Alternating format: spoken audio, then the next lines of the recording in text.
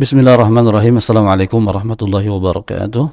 Kaum muslimin yang dirahmati Allah Subhanahu wa taala, pertanyaan ketujuh yang diajukan peserta daurah syar'iyyah pada sesi liqa maftuh bersama Syekh Al-Ustaz Dr. Ibrahim Ibn Amir Ar-Ruhaili hafizahullah tabaraka wa taala, sebagaimana disampaikan oleh moderator Al-Ustaz Hakam Abdurrahman Hizam LC hafizahullah taala, sebagaimana berikut.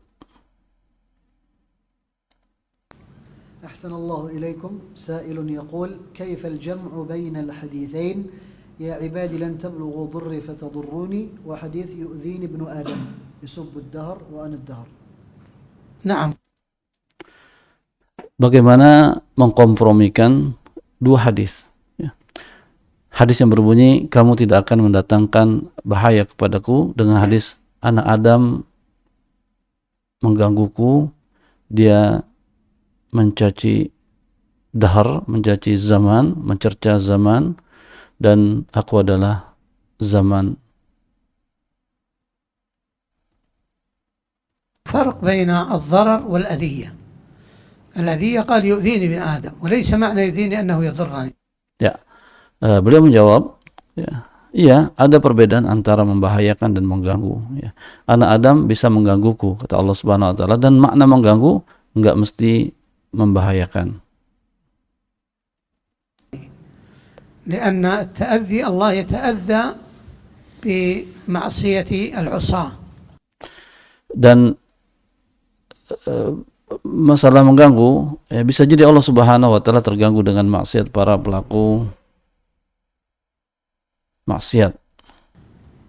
وليس هذا معناه أنه يضره.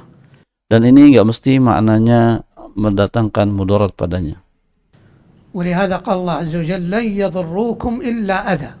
Maka dari itu Allah Subhanahu wa taala berfirman di dalam Al-Qur'an, la yadurrukum illa adza, yang artinya mereka sekali-kali tidak akan membuat mudarat kepadamu selain dari gangguan berupa celaan saja. يعني الضرر لا يمكن أن يضركم المنافقون لكن تتأذوا. Yakni bahwa orang-orang munafik itu tidak mungkin, tidak bisa mendatangkan mudarat kepada kamu, akan tetapi kamu bisa merasa terganggu dikarenakan ulahnya. منهم. وهذا الصحيح أنه استثناء منقطع أنهم لن يضروكم ولكن يؤذوكم أذى. Ya, dan ini benar ya, di dalam ayat ini ada yang namanya istitsna munqati, yaitu pengecualian terpisah. Ya, maknanya adalah bahwa mereka tidak akan membahayakanmu, akan tetapi mereka bisa mengganggu kamu. فالأذى ليس هو الضرر. Jadi gangguan itu bukan selalu bermakna doror, yaitu memberikan kemudaratan atau mendatangkan kemudaratan. الضرر لا يمكن للمنافقين أن يؤذوا أن يضروا المؤمنين. Karena orang-orang munafik tidak mungkin dapat mengganggu, dapat mendatangkan mudarat untuk orang-orang yang beriman. لكنهم يتأذون من كلامه. Akan tetapi mereka bisa terganggu, ya, mereka orang beriman bisa terganggu dengan perkataan-perkataan orang-orang kafir tersebut. Ya. يؤذي الله عز وجل من المعاصي ومن سب الدهر ليس لأن الله عز وجل يتضرر بذلك لكن لأنه حكيم. Ya, jadi dan rasa terganggunya Allah Subhanahu wa taala dari celaan zaman, ya, bukan bermakna bahwa hal itu dapat mendatangkan mudarat kepadanya, akan tetapi dikarenakan dia adalah zat yang maha hakim. فالله عز وجل يحب الطاعات ويفرح بها ويغضب عندما تنتهك المحارم ويتأذى من المعاصي. Ya, Allah Subhanahu wa taala cinta dengan ketaatan dan bahagia, ya, dengan ketaatan. Dia marah ketika kemaksiatan dilakukan, dia terganggu dengan kemaksiatan. Ya. لكن هذا لا يعني أن الله عز وجل أنه يتضرر بذلك كما أنه يغضب للمعاصي. Ya, jadi tetapi kata beliau tidak berarti dia tertimpa kemudaratan disebabkan oleh hal itu, ya, sebagaimana halnya dia murka terhadap kemaksiatan. غضبه ليس لأنه يتضرر. Ya, jadi marahnya Allah Subhanahu wa taala bukan disebabkan karena dia merasa tertimpa kemudaratan. بخلاف الناس اليوم يغضب لما يتضرر منه. Ya, berbeda dengan halnya manusia pada hari ini, ya ketika dia marah, maka marahnya itu disebabkan karena dirinya tertimpa suatu kemudaratan. والله عز وجل لا يمكن أن يلحقه ضرر من الناس. Dan Allah Subhanahu wa taala sekali-kali tidak akan mungkin tertimpa kemudaratan dikarenakan ulah manusia. لكنه من حكمته هو حكيم يتأذى بالمعاصي وبسب الدهر ويغضب ويسخط للمعاصي وهو غني حميد. Ya, jadi akan tetapi berdasarkan hikmahnya, karena dia hakim, dia terganggu dengan kemaksiatan dalam bentuk cercaan terhadap zaman. Ya, dia marah, dia murka karena kemaksiatan, padahal dirinya zat yang maha kaya dan maha mulia. لا يمكن للناس أن يبلغوا نفعه فينفعوه أو يبلغوا ضره فيضروه.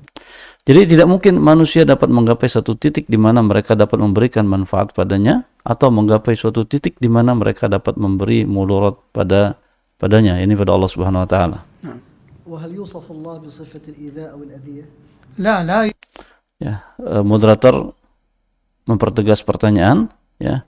Apakah berdasarkan hadis ini kita dapat mengatakan bahwa adanya sifat al-idza atau udhiyah, yakni sifat mengganggu atau terganggu, ya, bagi Allah Subhanahu wa taala. يؤخذ وينتزع من هذه السياقات في باب الخبر أن ينتزع منها صفات، وهذه قاعدة حتى في الناس اليوم. Beliau hafizahullah subhanahu wa ta'ala menjawab, tidak bisa, ya, diambil sifat dari konteks khobar atau informasi ini, dan ini adalah kaidah yang terdapat hingga pada manusia saat ini pun, ya, terdapat hal itu. إذا قلت فلان غضب، فإذا أخبرت عنه بالغضب في يوم لا يعني أن الغضب صفة له. Ya, apabila kamu misalnya mengatakan si fulan marah, ya, jika kamu mengabarkan tentang orang tersebut bahwa dia marah pada suatu hari, tidak berarti bahwa pemarah itulah merupakan sifatnya. فقد يكون الخبر يعني عن المخبر عنه في موطن لا يلزم أن يكون هذا الخبر صفة. Ya, bisa jadi berita terkait dengan sesuatu atau seseorang, ya. Bisa jadi berita terkait dengan sesuatu atau seseorang di suatu kondisi, tidak mesti bahwa berita itulah sifat baginya. Maka dari itu para ulama mengatakan bab khobar lebih luas daripada bab sifat. ولهذا العلماء يقولون أن باب الأخبار أوسع من الصفات. Maka dari itu para ulama mengatakan bahwa bab khobar itu, ya, lebih luas daripada bab sifat. فالصفات يعني تتضمن الإخبار عن الله، تقول هو سميع بصير يستوي على عرشه، والاستواء صفة له، لكن عند Ya, sifat mengandung khabar, ya, atau berita tentang Allah Subhanahu wa taala.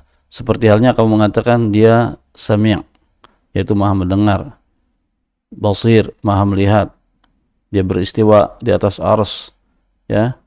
Makna istiwa, maka yang mana istiwa adalah merupakan, ya, semua sifat-sifat yang tadi disampaikan itu, ya, berita-berita yang disampaikan itu adalah merupakan sifatnya. Ini sifat Allah Subhanahu wa taala. عندما يؤخذ من بعض السياقات مثل أتاني يمشي أتيته هرولة، لا تقول الهرولة الصفة لله. Ya, akan tetapi ketika diambil dari bagian dari sebahagian konteks, ya, seperti hadis yang mengatakan apabila dia mendatangiku dengan harwalah, yaitu berlari kecil, maka aku akan mendatanginya dengan harwalah juga, berlari kecil juga. Dia datang kepadaku dengan cara berlari kecil, ya. Itu jadi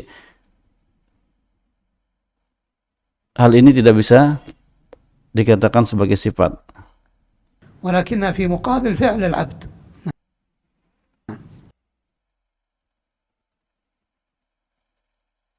Ya, kita tidak boleh mengatakan bahwa harwala itu adalah sifat Allah, akan tetapi dia adalah sekedar dalam rangka menyesuaikan atau membalas perbuatan hambanya sesuai dengan apa yang dia lakukan terhadap dirinya. Demikian penjelasan daripada Syekh Hafizahullah tabaraka wa ta'ala wa ra'ahu. Semoga bisa dipahami oleh kita semuanya dan semoga bermanfaat. Wassalamualaikum warahmatullahi wabarakatuh.